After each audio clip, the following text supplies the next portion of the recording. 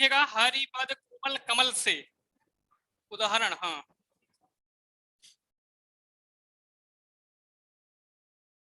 बता रहे हैं कुछ लोग उपमा हो गया है, रूपक हो गया है, रूपक बताना है। अच्छा, रूपक में उदाहरण भी हो गया है, कैसे लिखे हैं? 4 हो गए हैं। चलिए, तब उत्प्रेक्षा अलंकार होगा, यही ना? उत्प्रेक्षा, देखे, उत्प्रेक्षा अलंकार।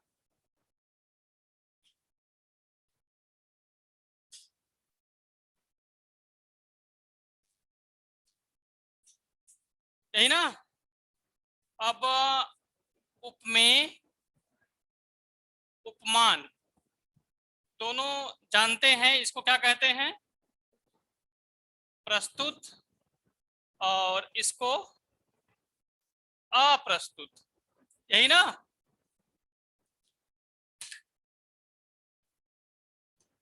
अब क्या होता है, उपमान का उपमेय में संभावना, संभावना जहां व्यक्त की जाए वहां अलंकार होता है उत्प्रेक्षा। देखिए, कभी कभी परिभाषा से प्रश्न आता है कि जहां उपमान का उपमेय पर संभावना प्रकट की जाए या व्यक्त की जाए वहां कौन सा अलंकार होता है, तो उत्प्रेक्षा। या अप्रस्तुत का, देखिए कभी कभी पूछता है शाब्दिक अर्थ,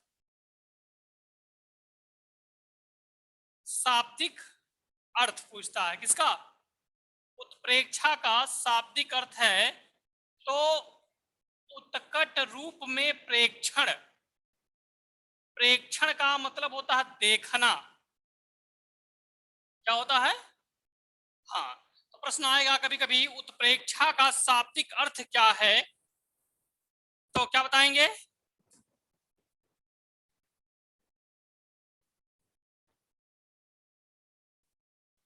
देखिए, मैं बार बार कहता हूं कि जिसको ना समझ में आए वह एक एक क्लिक पे आप लेफ्ट हो सकते हैं, तुरंत लेफ्ट हो जाया करिए।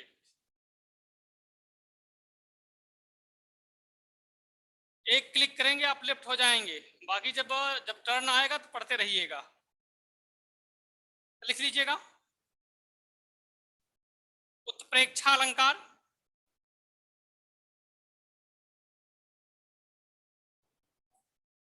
लिखिए, उत्प्रेक्षा का शाब्दिक अर्थ है, उत्प्रेक्षा का शाब्दिक अर्थ है उत्कट रूप में प्रेक्षण, उत्कट रूप में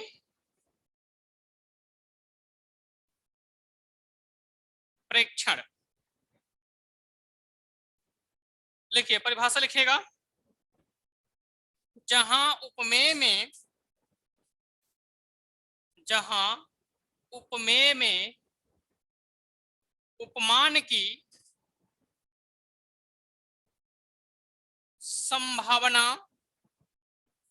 की जाए, संभावना की जाए वहां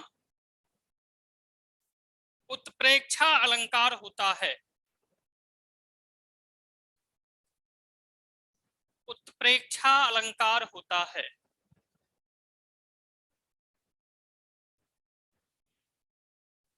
वाचक शब्द लिखिएगा, वाचक शब्द, इसी से पहचान होगी इसकी। वाचक शब्द जाने रहिएगा, उत्प्रेक्षा अलंकार की पहचान इसी से होगी, सबसे आसान अलंकार है ये, आप इन्हीं शब्दों से तुरंत बता देंगे अलंकार इसमें कौन सा है, ठीक ना? देखिए, मनु मानो, मनहु मानहु, इस तरह से लिखिएगा, मनु मानो, मनहु मानहु,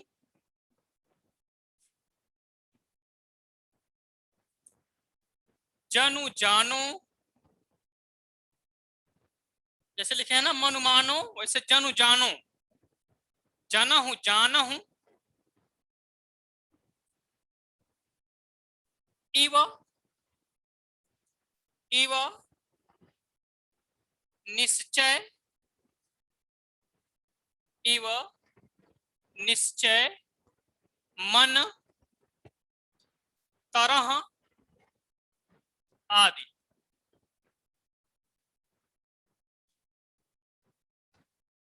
भेद लिखिएगा, भेद, उत्प्रेक्षा अलंकार के 3 भेद हैं। उत्प्रेक्षा अलंकार के 3 भेद हैं।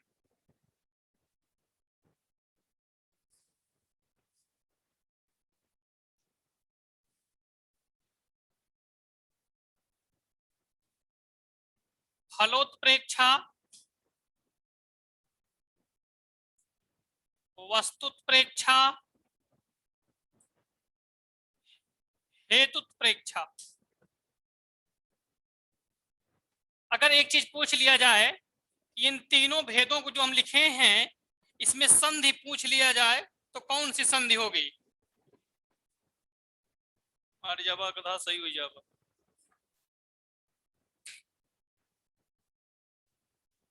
अगर इन तीनों में पूछ लिया जाए तो संधि कौन सी होगी? ओ की मात्रा किस संधि में आती है?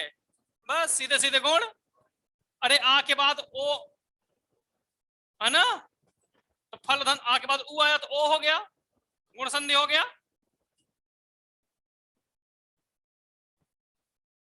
चलिए अब लिखिएगा उदाहरण। फिर कोई दीर्घ बता रहा है, दीर्घ संधि नहीं है, गुण संधि है।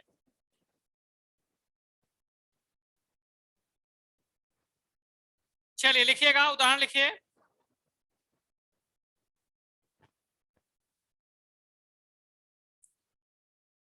देखिए एक लोग पूछ रहे हैं, हनुमान की पूंछ में लगन न पाई आग, सिगरी लंका जल गई, गए निशाचर भाग, संयोग अलंकार है।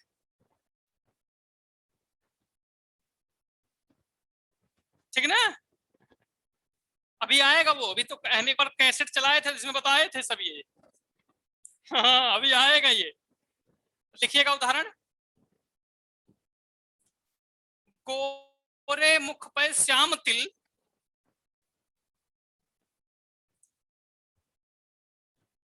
गोरे मुख पर श्याम तिल, लगे बहुत अभिराम,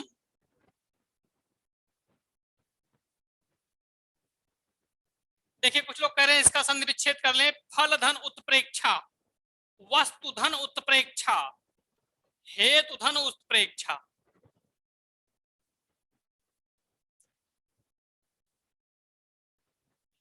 गोरे मुख पे श्याम तिल, लगे बहुत अभिराम, मानहु चंद बिछाई के, पौढ़े शालिग्राम। लिख दे क्या? देखिए गोरे मुख पर श्याम तिल, लगे बहुत अभिराम,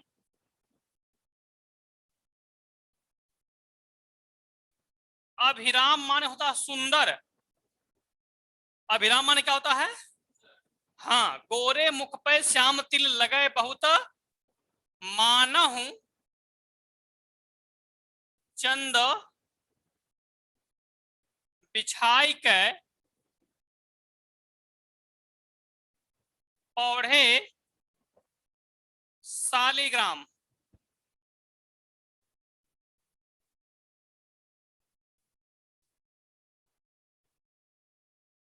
इसका अर्थ देख लीजिए। गोरे मुख पे श्याम तिल, लगे बहुत अभिराम, कह रहे नायिका के गोरे मुख मंडल पर जो काला तिल है बहुत ही सुंदर लग रहा है। कैसे लग रहा है? मानहु चंद बिछाई के, पौढ़े शालिग्राम। मानो ऐसा लग रहा है कि जैसे चंद्रमा का प्रकाश कैसा होता है, सफेद धवल। जैसे चंद्रमा का प्रकाश फैला दिया जाए और उस पर शालिग्राम एक पत्थर होता है जिसको ठाकुर जी कहते हैं, पंडित जी देखे अक्सर लाते हैं कथावता में। तो अब उस धवल प्रकाश पर ऐसे रख देंगे तो उसकी सुंदरता क्या होगी, घट जाएगी बढ़ जाएगी, बढ़ जाएगी, ठीक ना। चलिए अगला उदाहरण लिखिएगा।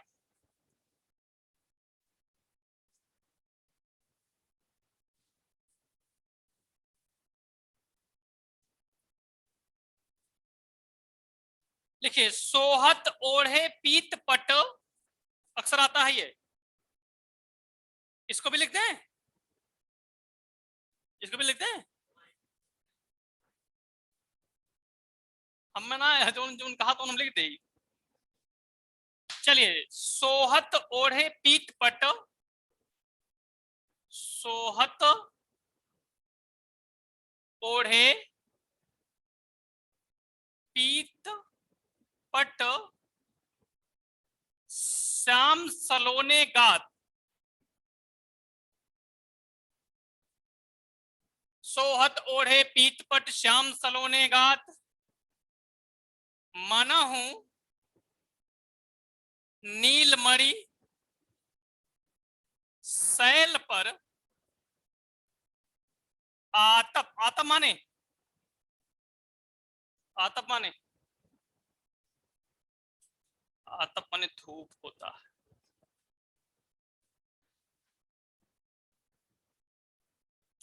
सोहत ओढ़े पीत पट श्याम सलोने गात, मनहु नील शैल पर आतप प्रयोग प्रभात। देखिए, ये वर्णन है भगवान श्री कृष्ण का। भगवान श्री कृष्ण कपड़ा कैसा पहनते थे, पीला, और उनका शरीर कैसे था, सांवला हल्का नीला भी कह सकते हैं। आतप माने धूप होता। तो अब देखिए, सोहत ओढ़े पीत पट श्याम सलोने, सांवले सलोने श्री कृष्ण के शरीर पर ऐसा पीला कपड़ा, सोहत बहुत सुशोभित हो रहा, सुंदर लग रहा है। भगवान श्री कृष्ण के शरीर पर पीला कपड़ा बहुत सुशोभित हो रहा है। कैसे, मनहु नीलमणि शैल पर, मनहु नीलमणि शैल पर आतप प्रयोग प्रभात। अब प्रातः कालीन सूर्य की किरणें कैसी होती हैं,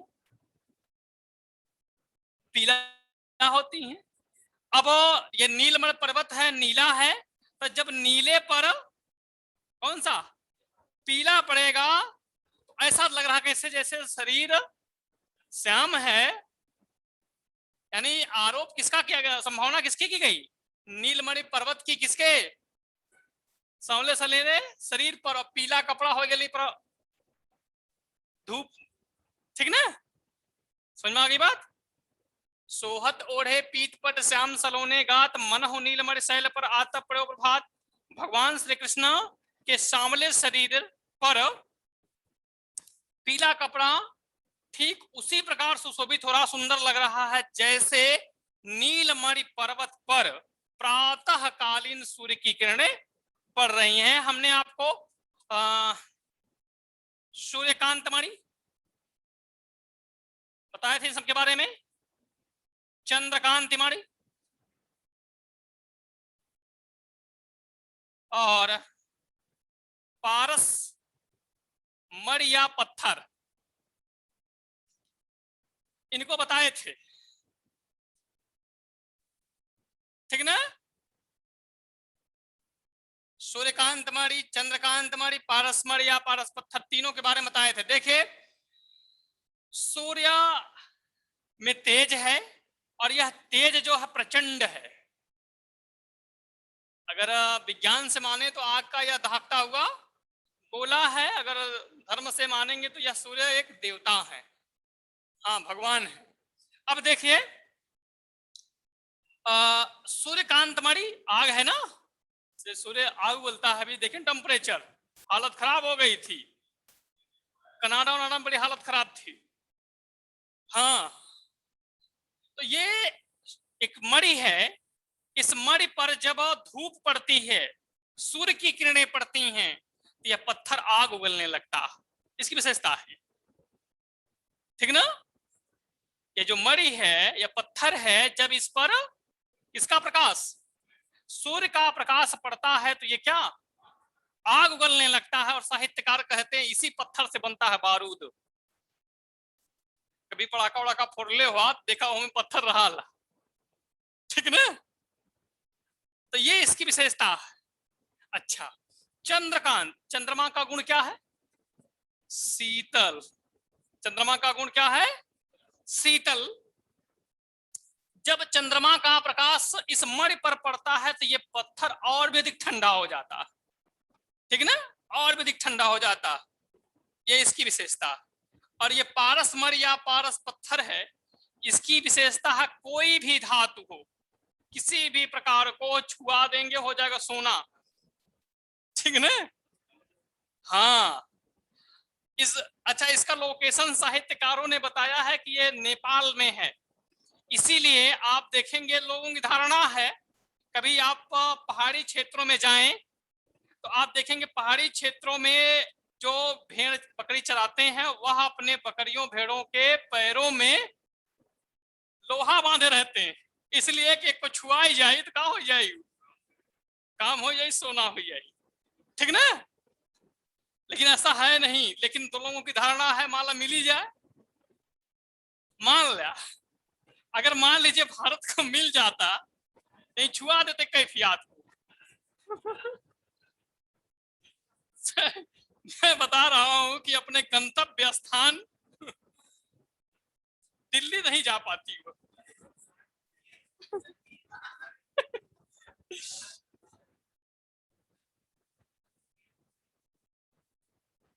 चलिए, ये है, ऐसी चीजें हैं।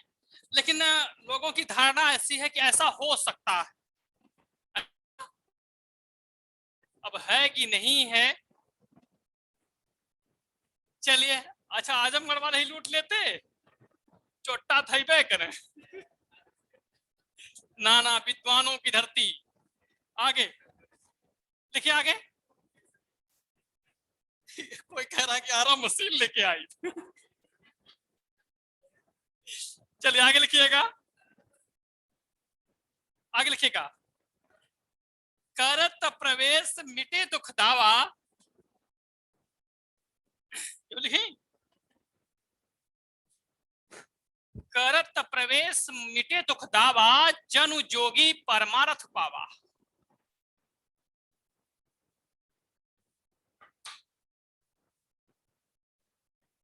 करत प्रवेश, देखिए ये अवधि में लिखा गया है, इसीलिए यहाँ छोटा सा लिखेंगे हम, क्योंकि अवधि में तालव्य सा का प्रयोग नहीं होता है। एक बात जान रहिएगा, रामचरितमानस इतना बड़ा ग्रंथ है, लेकिन उसमें तालव्य सा का प्रयोग नहीं। कोई आपसे पूछ ले कि रामचरितमानस में किस वर्ण का प्रयोग नहीं है, तो उत्तर क्या होगा? तालव्य सा। तालव्य सा, बड़का सा।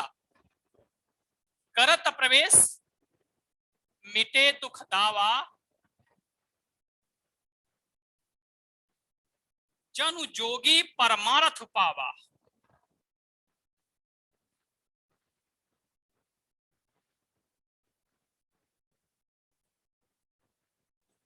देखिए, परम अर्थ का मतलब होता है मोक्ष। परम अर्थ का मतलब क्या है? मोक्ष। और जो योगी व्यक्ति है उसको क्या चाहिए? मोक्ष। अब मोक्ष कैसे मिल रहा है? करत प्रवेश मिटे दुख दावा, ये अयोध्या के बारे में कहा जा रहा है, फैजाबाद जनपद के बारे में। अब तुम्हारे अयोध्या हो गया। करत प्रवेश मिटे दुख दावा, अयोध्या नगर में प्रवेश मात्र करने से ही इसका दुख की जो अग्नि है वह क्या होती है? मिट जाती है, समाप्त हो जाती है। जनु जोगी परमारथ पावा, मानो ऐसा लगता है कि योगी ने परम अर्थ को प्राप्त कर लिया है, मोक्ष को प्राप्त कर लिया है, ऐसा कहा गया। ठीक ना। वैसे भी जाने रहिएगा धार्मिक नगरी का बड़ा महत्व होता है। जब आप किसी धार्मिक स्थल पे जाते हैं तो आपके अंदर जो यह तमाम प्रकार के दुष्प्रवृत्तियां हैं यह नहीं होती, अपने आप समाप्त हो जाती, ठीक ना। और सबसे बड़ी बात मैं भोजन की करता हूँ, भोजन बड़ा दिव्य बनता है। हाँ, एक बार संगम में हमने बनाया था, वाह वाह क्या आनंद आया था। वैसा बनावल जाए अपने के यहाँ ना बने, जो भी है अभाव में भी हाँ तहरी, हाँ कुछ लोग कह रहे हैं क्या जब, चलिए ये चीजें हैं। और देखिए अयोध्या के बारे में कहा गया है, जितने प्रवेश द्वार है उस पर लिखा भी गया है, चाकी रही भावना जैसी प्रभु मूरत देखी तिन तैसी। ये कहा गया है कि जिस व्यक्ति को जिस प्रकार की भावना होती है उसे भगवान उसी रूप में नजर आते हैं, क्यों चोट्टा नजरों में कहें नाम है कृष्ण कन्हैया, हाँ कहें। और लोग कहते हैं चोरों में माखन नहीं जोड़ते, चाहे जवन हो। जैसी जिसकी भावना रहेगी, किसी को कपटी नजर आते हैं, किसी को मातृहंता नजर आते हैं, मातृहंता जानते हैं ना, मातुल हंता नजर आते हैं, मामा को मारने वाला, माँ को मारने वाला। अयोध्या के बारे में चलिए, कुछ लोग कह रहे हैं सर जी चोट्टा वर्ड आपका बहुत अच्छा लगता है, धन्यवाद आगे लिखिए, आगे लिखिएगा।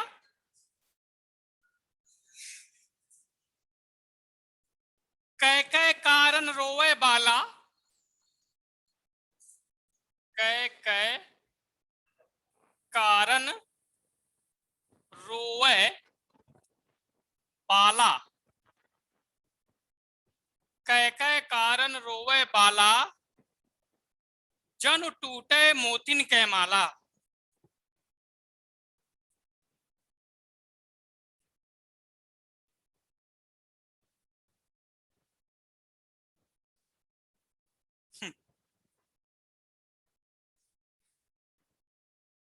कै कै कारण रोवे बाला, कारण कर करके, कारण जानते हैं कि बताए बताए कि रोवती हैं कैसे, एक एक समस्या बता एक नहीं। आप देखेंगे गांव में जो कोई घटना घट जाती है तो वह बतिया दोहरा दोहरा कर रोई है।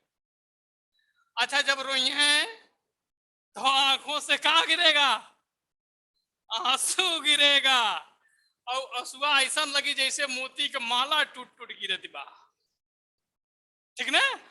अलंकार कौन सा, उत्प्रेक्षा। और लिखेगा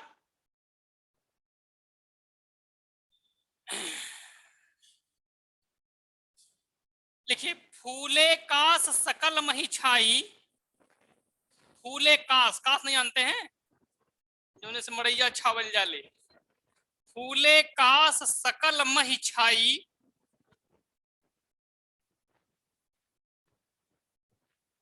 जनु वर्षा ऋतु प्रकट बुढ़ाई, जनु वर्षा ऋतु प्रकट बुढ़ाई, बुढ़ाई बूढ़ा हो जाए, बुजुर्ग हो जाए, बुढ़ाई जा, ठीक ना। अच्छा अब थोड़ा सा देखिए, हमारे जो पूर्वज थे, अगर आज विज्ञान से जोड़ेंगे तो सही है, तो हमारे पहले के लोग जो थे वह धर्म के साथ विज्ञान को जोड़ करके चलते थे, और विज्ञान का भी काम हो जाता था और धर्म का भी काम हो जाता था। जैसे एक समय देखे होंगे आप लोग, जो आज पहले आते हैं तो सैनिटाइजर किया जाता है ना, तो पहले भी सैनिटाइजर की व्यवस्था थी। जब कोई मेहमान आता था तो एक तो बढ़िया परात रखी जाती थी, हाँ घर के बाहर पैर धुल करके पानी फेंक दिया था तब घर में प्रवेश, क्योंकि उस समय व्यक्ति पैदल आता था तो तमाम धूल कण अपने साथ लेके आता था, वह धूल कण घर में ना जाए। कहा, हाँ अच्छा, एक तरह से ये तो वैज्ञानिक कारण हो गया, और दूसरा बड़ा मान सम्मान है, पांव पखार के लाल मार। हाँ अब ये सब चीजें जो है विलुप्त सी हो जा रही, तो वही चीजें कि हमारे पूर्वज जो है, क्योंकि मौसम विज्ञान तो था नहीं, टेक्नोलॉजी थी नहीं, लेकिन प्रकृति ही टेक्नोलॉजी थी, प्रकृति हमारी टेक्नोलॉजी थी। जैसे आप देखेंगे यही कह रहे हैं कि फूले कास सकल मही छाई, फूले कास, कास जानते ना, कास एक घास है, जब उसमें फूल आता है तो जब फूल आ जाता है तो वह सब फूल उड़ने लगता है, देखे होंगे छोटे छोटे फूल होते हैं, उड़ने लगता है। अच्छा कुछ लोग कह रहे अब तो मोजा में माटी लग जाए, माटी है कहाँ लगी, अब तो टाइल्स लगल बा। हाँ राहुल गांधी नहीं है खेत में, हम टाइल्स लगवा देंगे। चलिए, तो जब वह उड़ता है फूल तो ऐसा मान लिया जाता कि अब वर्षा होने वाली नहीं। तो फूले कास सकल मही छाई, जन वर्षा ऋतु प्रकट, मानो ऐसा लग रहा है कि अब किसके, कास के फूल खिल गए हैं और ये चारों तरफ पृथ्वी पर फैल गए हैं। अब इससे यह अंदाजा लगाया जा सकता है कि अब वर्षा होने वाली नहीं है। जैसे आप देखेंगे अगर बाबा बाबा के पास बैठेंगे तमाम इस तरह से कहानी कहेंगे, जैसे चढ़े सेवाती झोंपा झूल, चढ़े सेवाती झोंपा झूल। अब देखिए धान लग रहा है ना, तो जब स्वाति नक्षत्र आती है तो धानों में बाल आने लगती है और बाल जो है लटकने लगती, झोंपा, झोंपा झूल। तो ये सब चीजें अब स्वाति नक्षत्र जब लगेगी तो धान हमारा लगभग लगभग, हाँ ये चीजें हैं। अच्छा आपने देखा होगा एक पहाड़ी बाबा भी होते थे, पौहारी भी कहते हैं, कहीं की पहाड़ी भी कहते हैं, पहले के मौसम वैज्ञानिक हुआ करते थे, ये जो बताते थे सही हो जाता था, ठीक ना। अच्छा बारिश नहीं होती थी तो बचपन में हम लोग लोटनी करते थे, ये भी देखे होंगे, कुछ लोग किए भी होंगे। अब तो सब चीजें खत्म हो गई हैं, हाँ लोटनी नहीं आनते हैं, सबके घर घर जा करके लौटते थे। हाँ। चलिए अब ये सब चीजें खत्म हो गई हैं।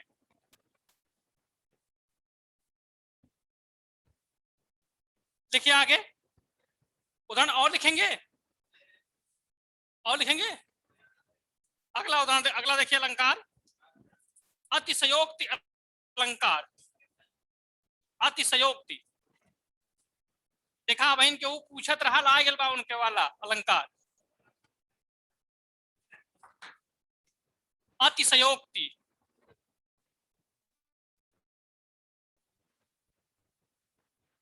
हाँ तोड़िए इसको, तोड़ दिया कहा बन जाई, संधि कौन सी होई, कौन सी संधि, धड़ाधड़ बताइए। अतिशय धनोक्ति गुण संधि। अच्छा अब देखा अतिशय माने का होला, बढ़ाई कि नहीं कर बड़ा, अति कह देल हवा हो, अतिशय कह देल हवा, अब ना बर्दाश्त हुई, ठीक ना, हद कह देल हवा। और हाई उक्तिया माने का बा, कथन, तो कौने चीज का कथन, कौने चीज का अतिशय कह देल हवा, बोलले के, यानी जो कथन है बोल रहे हैं उसकी क्या है, अति है। तो यहां जान लेना है जहां किसी, अब चाहे देखा हम भाव कहा ना जोगी बाबा अतिशय कह लिया हमें कि तू कहिया, ठीक ना, क्योंकि जब तक व्यक्ति शासन सत्ता में है विरोध कर बाद फिर जो है, हाँ 15 लाठी और बढ़ जाएगी, ठीक ना। चलिए उक्ति अतिशय, तो जहां किसी बात का बढ़ा चढ़ा करके वर्णन किया जाए या सीमा के बाहर की बात कही जाए वहां अलंकार कौन सा होता है, अतिशयोक्ति अलंकार।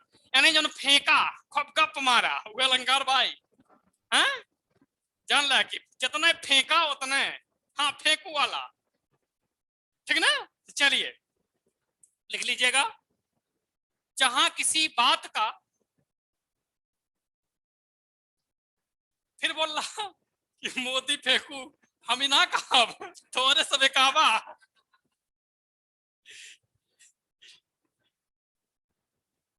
तो लिखिए, जहां किसी बात का बढ़ा चढ़ा करके वर्णन किया जाए,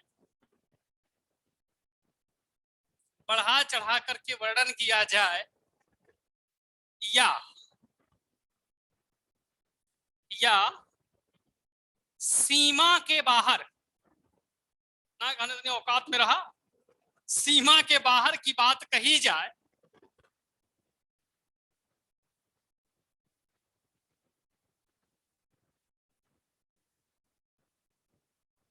सीमा के बाहर की बात कही जाए, वहां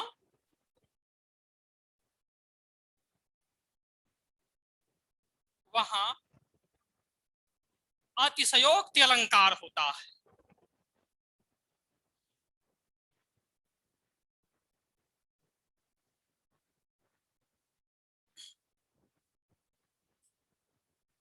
लिखिए, उदाहरण लिखिए,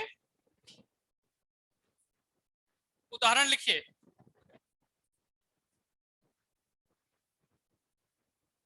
पानी परात को हाथ छुयो नहीं, पानी परात को हाथ छुयो नहीं, पानी परात को हाथ छुयो नहीं। लिख दें क्या? पानी परात को हाथ छुयो नहीं, नैनन के जल सो पग धोए, नैनन के जल सो पग धोए, नैनन के जल सो पग धोए। फिर से मिला लीजिएगा, पानी परात को हाथ छुयो नहीं, नैनन के जल सो पग धोए। अब देखिए मित्रता किसकी है?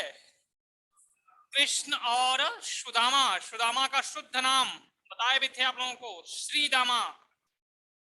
जब भी पूछ लिया जाए आपसे सुदामा का शुद्ध नाम बताइए तो क्या होगा? श्रीदामा। ठीक ना?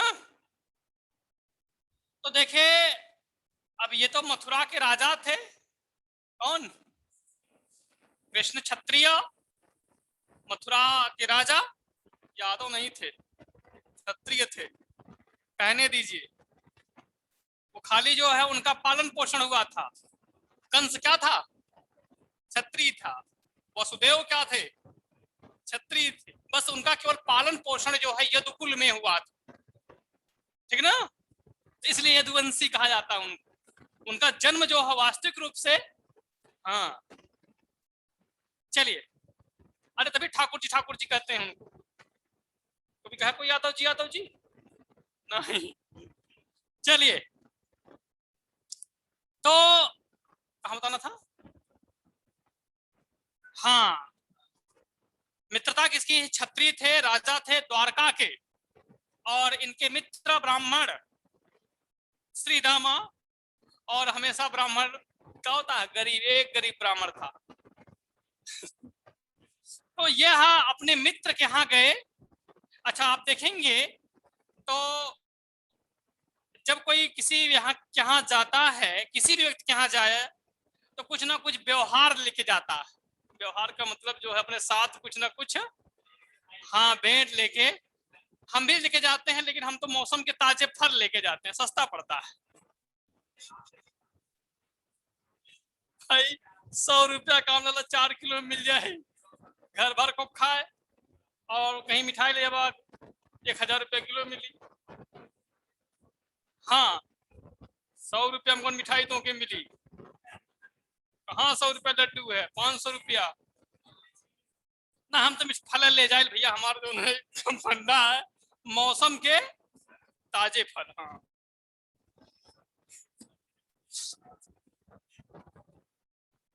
ठीक है, चलिए। हर मौसम में फल आता है, आपको पता नहीं है। देखिए, तो ये भेंट लेके गए थे, चावल क्या लेके गए थे? तो जब श्री कृष्ण ने किसको देखा? सुदामा को देखा। तो पानी परात को हाथ छुयो नहीं। इन्होंने पानी से भरी हुई परात को अपने हाथों से छुआ तक नहीं। और कैसे? नैनन के जल सौ पग धोए, आंखों से जो आंसू निकला उन आंसुओं से ही भगवान श्री कृष्ण ने अपने मित्र सुदामा का पैर धुला था। अब कितना आंसू निकल होए, है ना भाई, पैर धुलने में ज्यादा पानी लगे। हाँ, यह अतिशयता है। आगे लिखिएगा। चलिए देखिए, और मैं आपको बता दूं कि अतिशयोक्ति अलंकार में आजकल की दोस्ती दोस्ती नहीं होती, स्वार्थ होता है। और मैं आपको बता दूं, दोस्ती जो आज हो रही पैसे से, आपके पास पैसा है तो बहुत से दोस्त, लेकिन ना जनबा वो तुम्हारा दोस्त बनी। हाँ, ठीक ना।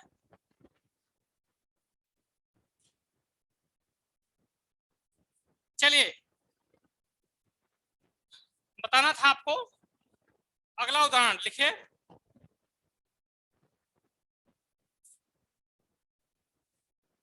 लिखिए, अवधाई सीसी सुलखी, लिख दें।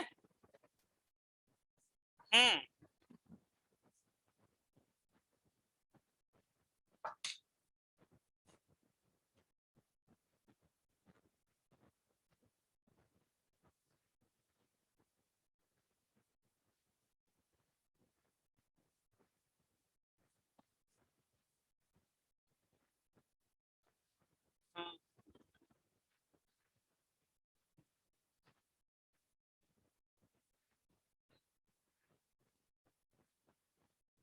अवधाई सीसी सुलख बिरह बरन बिललात,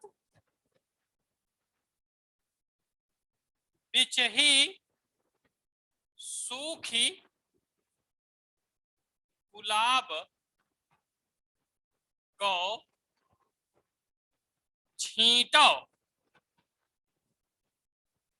छुई न। देखिए, कुछ चीज हम बता रहे थे, भुलवा दिए आप लोग, जान लीजिए उसको भी। अतिशयोक्ति अलंकार में दक्ष दो हिंदी साहित्य में लेखक हैं, रचनाकार हैं। तो वह हैं कौन, पता है? बिहारी। और दूसरे हैं मलिक मोहम्मद जायसी। कौन? पहले बिहारी और दूसरे नंबर पर मलिक मोहम्मद जायसी। दोनों लोग जो खूब अतिशयतापूर्ण वर्णन किए हैं। कभी आप देखिएगा नागमती वियोग वर्णन पढ़िएगा। चलिए देखिए, औधाई सीसी सुलखी बिरह बरन बिललात, बिचही सूख गुलाब गौ छींटो छुई नगात। ये बिहारी ने लिखा है। किसने लिखा है? बिहारी ने लिखा है। तो इसका अर्थ देखिए, एक नायिका जो है, एक नायिका है, वह अपने पति के विरह में इतनी व्याकुल हो गई, बिलात माने व्याकुल हो गई है कि उसके शरीर से ताप, आग की ताप निकल रही, बहुत ज्वलनशील। अब उसकी इस दशा को सोच करके, देख करके उसकी सखी ने क्या किया? ठंडे गुलाब जल की शीशी उड़ेलना चाहा। क्या? हाँ, उसके शरीर की जो है ताप को कम करने के लिए, गुलाब जल होता ठंडा, जैसे ही शीशी उड़ेलना चाहा, शरीर में इतना अधिक तापमान था कि वह जल बीच रास्ते में ही सूख जाता है। छींटो छुई नगार, यानी उस गुलाब जल का एक बूंद, एक छींटा भी उसके शरीर पर नहीं पड़ा। सोच रहा कितना ताप रहल हुई। अरे एनटीपीसी वाले को पता चला, लोग ना तापी विद्युत बना लेते। चलिए आगे लिखिएगा। चाय खवला दे। चला, लिखिए आगे अगला उदाहरण देखिए, लिखिए करी बिरह ऐसी, लिख दे रहे हैं हम ना,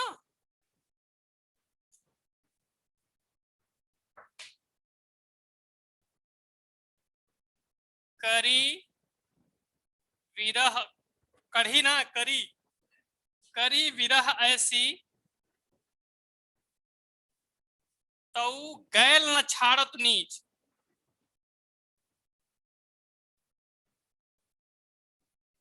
नीच दीन ही हूं,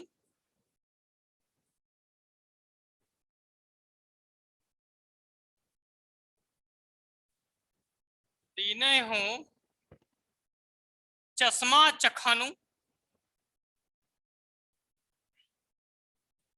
चाहे लहे न मीच।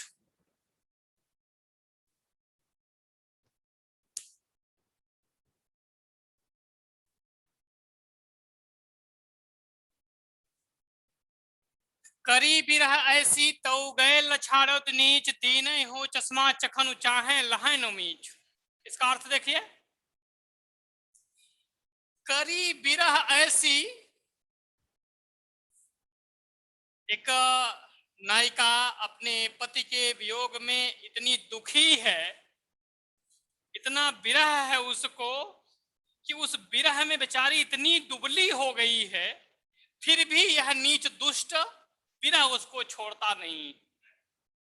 हाँ, अच्छा आगे देखिएगा, तीन ही हो चश्मा चखनु चाहे लहन, जब विरह में उस विरहणी स्त्री की मृत्यु हो जाती है तो उसके प्राणों को हरने के लिए जब यमदूत आते हैं तो यमदूत भी उसकी शरीर को खोज नहीं पा रहे हैं, चश्मा लगा कर अपनी आंखों में उसको ढूंढ रहे हैं, फिर भी वह मिल नहीं रही।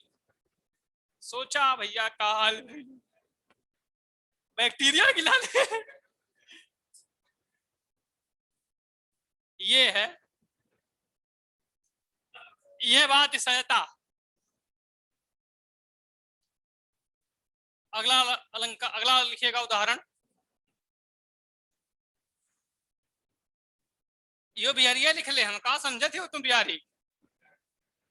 हाँ, देखिए जिनको लगता है कि टाइम हो गया वो तुरंत लेफ्ट हो जाएं, हमको ना टाइम बताएं कि टाइम हो गया है क्या हो गया है, हमको सब पता है। जिसको भी हम देखिए कई बार बता चुके हैं, जिसको लगता है कि वह अनावश्यक रूप से जुड़ा है तुरंत लेफ्ट हो जाए। हाँ, यहाँ जब अब तो ये तनकी हमारे जो है मन कहा था पढ़ावे कि तो हिम ना हो ही है, हर नुकसान थोड़ी कह दे, खा दे तो जो हाजमोला खा लिया। चलिए, कहाँ बताना था, लिखिए आगे नदियां पड़ी अपार, आगे नदियां पड़ी अपार, घोड़ा कैसे उतरे पार,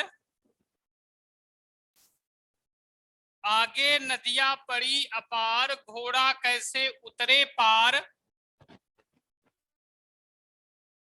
इस पार, राणा ने सोचा इस पार, तब तक चेतक था उस पार।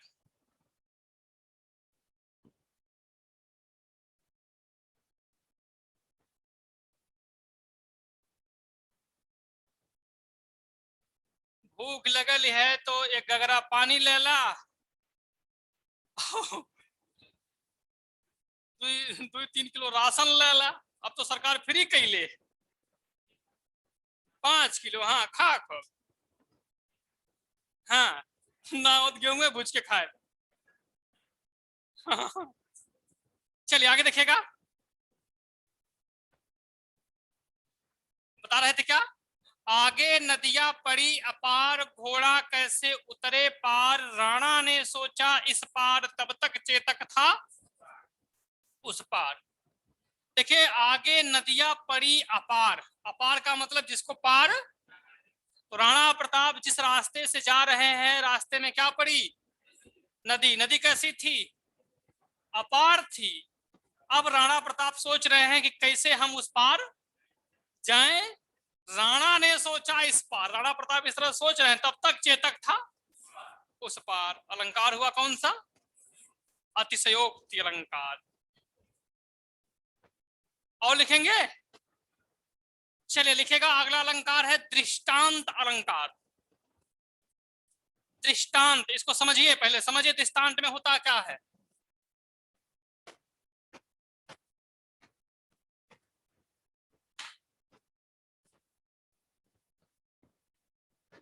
दृष्टांत अलंकार। चलिए, आप सभी लोग भावी शिक्षक हैं, जितने भी लोग पढ़ रहे हैं सभी लोग भावी शिक्षक हैं, ठीक ना? अब देखिए, जब आप कोई चीज समझाते हैं, बच्चे को नहीं समझ में आएगा तो क्या करेंगे? उसी से जोड़ करके बताएंगे, उदाहरण देंगे। तो जिससे उदाहरण देंगे उससे आपके पढ़ाई से कोई मतलब नहीं होता है। बस केवल आप बात को समझाने के लिए, बात को समझाने के लिए कि कैसे समझ में आ जाए, वही अलंकार होता है दृष्टांत। चलिए देखिए, समझिए, उदाहरण देख लीजिएगा। बसे बुराई जासुतन ताही कौ सम्मान। बसे बुराई जासुतन ताही कौ सम्मान, भलो भलो कह छोड़। उदाहरण दे रहे हैं, भलो भलो कह छोड़िए खोटे ग्रह जपदान। अब देखिए, पहले एक बात यह कह रहे हैं, नहीं समझ में आया तो इससे उदाहरण दे रहे हैं। बसे बुराई जासुतन ताही कौ सम्मान, कह रहे हैं कि जिस व्यक्ति के अंदर जितनी ज्यादा बुराई होती है उसका उतना अधिक सम्मान होता। अब यही समझावल जात है। कैसे? भलो भलो कह छोड़िए, भलो भलो कह छोड़िए खोटे ग्रह जपदान। ठीक ना? जैसे आप देखेंगे, इस ब्रह्मांड में बहुत से ग्रह हैं, बहुत से ग्रह हैं, लेकिन क्या सभी ग्रह की पूजा होती है? नहीं होती। जिन ग्रहों में जितनी ज्यादा कमी होती है उतना ज्यादा उसका पूजा होता। जैसे आप देखेंगे, शनि है, राहु है, केतु है, इनमें कमी है, फिर भी इनकी क्या होती है? पूजा होती है। वही हाल समझिए कि यह समाज है, समाज में जैसे लोग रहेंगे, वैसे ही, जैसे मान लीजिए आप प्राथमिक शिक्षक बनेंगे, प्राथमिक शिक्षक बनेंगे, जैसे अभी देखिए शासन का निर्देश आया मोहल्ला टीचिंग। अभी कल परसों में आया है ये कि प्राथमिक शिक्षक जाएंगे मोहल्ले में, मोहल्ले में जो मोहल्ले के बच्चे हैं उनको एकत्र करके पढ़ाएंगे। अब मोहल्ला टीचिंग तो लग गई, अब जब मास्टर साहब जाएंगे तो कोई कुर्सियां नहीं देगा। अब सोचिएगा, मास्टर साहब जो है किस लिए जा रहे हैं? बच्चों को पढ़ाने के लिए। या आपने देखा होगा कि जब आप कभी जाएंगे, जब कभी आप जाएंगे तो तमाम शिकायत गांव वाले करेंगे, तोरे सबके सरकार डांड दे, वेतन डांड है, कोनो क्रम लायक ना हवा, बैठ के कुर्सी तोड़े ला, तमाम जो है। वहीं आप देखेंगे ग्राम पंचायत अधिकारी जाएगा, लेखपाल जाएगा, और तो कोनो सिपाही पहुंच जाए, जी सर, यस सर, जी सर, यस सर किए रहेंगे। हाँ, एकदम जी, हाँ जी। और सिपाही जाएगा तो मां से शुरू करता, उसके बाद भी उसका सम्मान। आप क्या करते हैं? उसके के भविष्य का निर्माण करते हैं, है? उसके बाद क्या है? तमाम शिकायत, है ना? देखे होंगे आप लोग कि प्राइमरी के अध्यापक बनेंगे आप सभी लोग। प्राइमरी में ऐसे बच्चे आते हैं जिनको सही से नाक पोंछना भी नहीं आता है। सही बता रहा हूं मैं। जैसे आपने उठना बैठना उसको सिखा दिया, तो उसके गार्जियन अरे ज्यादा मास्टर साहब थोड़े से बेकार हवा कोनो मतलब है ना, हम ले जाए के प्राइवेट में। तो जो है सुधारने का सबसे पहला काम कौन करता है? जो प्राइमरी में घूम आवे से।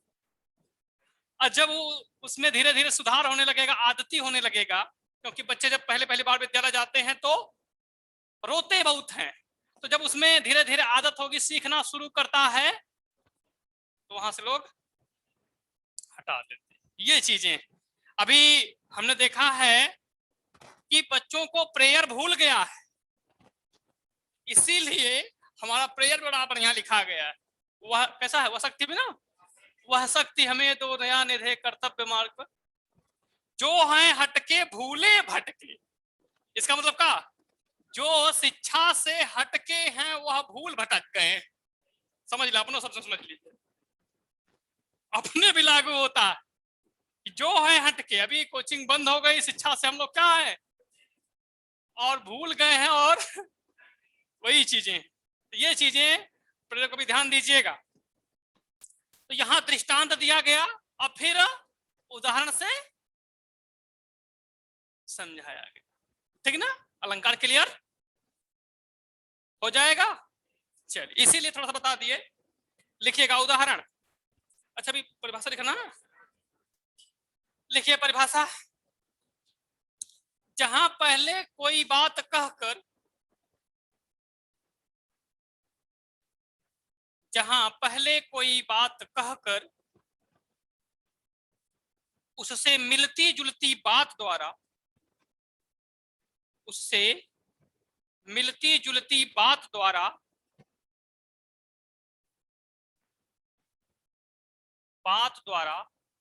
दृष्टांत दिया जाए, दृष्टांत दिया जाए,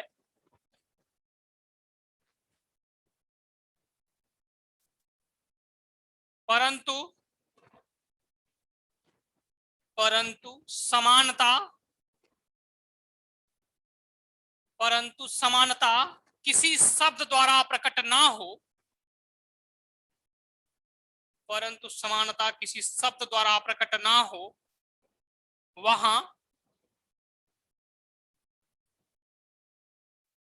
अतिशयोक्ति अलंकार नहीं, कौन सा ये दृष्टांत अलंकार होता है, वहां दृष्टांत अलंकार होता है।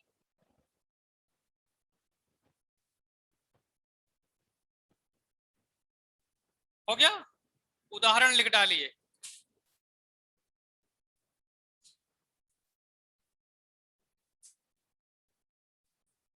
लिखिए, रहीमन असुआ, असुआ लिखेगा, हसुआ मत लिख दिया। रहीमन असुआ, आंसू वाला, रहीमन असुआ नयन ढारी, नयन ढारी, ढारी माने ढरकना, लुढ़कना, निकलना। रहीमन असुआ नयन ढारी, जिय दुख प्रकट करे, जिय दुख प्रकट करे। रहीमन असुआ नयन ढारी, जिय दुख प्रकट करे। हो गया?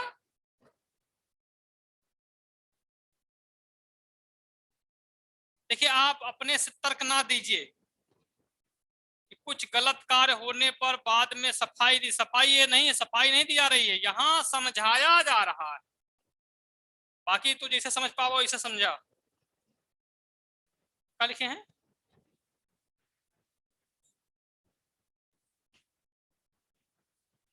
रहीमन असुआ नयन ढारी, जिय दुख प्रकट करे, जाहि निकारो गेहते, जाहि निकारो गेहते, गेह माने घर, जाहि निकारो गेहते, कस न भेद कहि दे। कस न माने, कस माने किसी से, कस न भेद कहि दे। फिर से मिला लीजिएगा। रहीमन असुआ नयन ढारी, जिय दुख प्रकट करे, जाहि निकारो गेहते, कस न भेद कहि दे। चलिए देखिए, बता रहे हैं रहीमदास जी कि जैसे इन आंखों से आंसू निकलता है तो आंसू बता देता है कि इस घर में, शरीर मान लीजिए घर, इस घर में क्या हो रहा है वो आंसू बता देता, ठीक ना। जैसे आप देखेंगे अगर प्रसन्नता का आंसू हो उसका कुछ अलग भाव मुद्रा होती, खुशी का आंसू, और जब दुख का आंसू हो तो उसकी अलग मुद्रा होती, मुंह मुरझाया उरझाया रहेगा, एकदम परेशान से रहेंगे। और यहाँ खुशी में एकदम प्रफुल्लित हैं, लेकिन हाँ, अब इसका मतलब हृदय की स्थिति पता चल गया ना, यहाँ क्या हो रहा है, वही कह रहे हैं, जाहि निकारो गेहते कस न भेद कही दे। जिस व्यक्ति को आपने घर से निकाल दिया है, तिरस्कृत कर दिया है, अनादर कर दिया है, वह घर के सभी भेदों को सबको बता देगा। यही हुआ किसके साथ, रावण के साथ। रावण ने निकाल दिया किसको, विभीषण को, विभीषण ने सब भेद बता दिया। नहीं तो एक राम का कईयों 100 राम नाम आ पूछते रावण के। क्यों, क्योंकि रावण का प्राण कहां था ये केवल कौन जानता था। और अंत काल में रावण ने सीख दिया लोगों को कि अपना गुप्त रहस्य कभी भी कितना भी कोई प्रिय क्यों ना हो ना बताइए, जिस दिन बता देंगे वही कमजोरी बन जाएगा, ठीक ना। और आज के समय में हो गया ओटीपी, हाँ ओटीपी बतौला तो तुम्हारा जो बायोडाटा वो निकाल दे पूरा, ठीक ना। और दशरथ ने भी कहा यही, दशरथ जी ने भी यही कहा था कैकेयी वाले प्रकरण में, कबो कितनो खुश हो जा के बचन ने दिया, बचन तो खुशी दे चला ठीक हो जाए, लेकिन बेटा जब पूरा करे पड़ी ने तो प्राण देवे पड़ी, हाँ ठीक ना। वही हुआ था, प्राण जाई पर प्राण चल गया। इसने कहा अत्यधिक प्रसन्न होने पर कभी किसी को वचन ना दें। हाँ ठीक है, देख लिया जाएगा, हाँ जिंदगी चल गई। चलिए आज इतना ही, बाकी मिलते हैं आपको अगले दिन। कल देखिए बकरा ईद है, बकरा हाँ बकरा ईद है, बकरा ईद के उपलक्ष्य में संस्थान बंद रहेगा, इसलिए जो है ऑनलाइन ऑफलाइन दोनों बंद रहेगा। एक चीज बकरा ईद के बारे में जान लीजिएगा, सभी लोग जान लीजिए कि बकरा ईद मनाते क्यों है। एक बार अल्लाह ने कहा कि जो तुम्हारा सबसे प्रिय हो, अभीष्ट हो, उसी को तुम जो है भगवान को भेंट कर दो। उस समय उसका प्रिय इसराइल तो नाम था, इसराइल था। उसने कहा कि मेरा सबसे प्रिय है लड़का, अब मैं इसी की बलि दूंगा, आपसे प्रसन्न हो जाएंगे। उसने कहा कि ठीक, तुम्हारी जो बात थी वह बात की पक्की हो, क्लियर हो गया है। अब ऐसा करो, तुम करी ये हो तो दुम्बा, एक प्रजाति दुम्बा से भेड़ नहीं है, उसी का दुम्बा होता, दुम्बा की तुम बलि दे दो। अब देखिए, जब वहां व्यक्ति यहां बताया गया कि जो आपका सबसे ज्यादा प्रिय हो उसी को बल मन न्यौछावर कर दो, दे दो। अब लोगों वही परंपरा चली आई, नहीं है पकड़ वह काटल जाएगी, जबकि इसमें क्या है कि जो आपका प्रिय हो, जैसे मान लो पैसे हो फ्री, तो इनमें से कुछ पैसा 10-20 हजार 50 हजार किसी को दे दीजिए। लेकिन अब धीरे धीरे एक प्रचलन हो गया। हाँ हाँ, चलिए तो आज इतना ही, बाकी कल नहीं परसों, परसों क्लासें लगेंगी आप लोगों की। और 23 तारीख को जो है, जो 6000 पद अभी जल्दी हुए थे उसको समझ लीजिएगा, उनकी नियुक्ति पत्र 23 को मिलेगी। उसके बाद बेसिक शिक्षा मंत्री जी ने कहा कि इसके बाद 69,000 भर्ती पूर्ण रूप से समाप्त होने के बाद अगला विज्ञापन होगा। और ये जो आने वाली है, ये क्या कहते हैं, तो कुछ लोग कह रहे थे 22,000 जुड़ेगी, 22,000 जुड़ेगी, एक पद नहीं जुड़ना है। उन्होंने कहा कि नई भर्ती नई प्रक्रिया, ठीक ना। तो इसमें जो है जाने रहिएगा, जो हम बता रहे हैं कि प्रथम चक्र में 51,112 पद ही आने हैं, ठीक है ना। और इसी माह के अंत तक टेट की परीक्षा होने की संभावना, टेट होगा तभी होगा ये। हाँ, चलिए बाकी मिलते हैं अगले दिन आप लोगों से। धन्यवाद।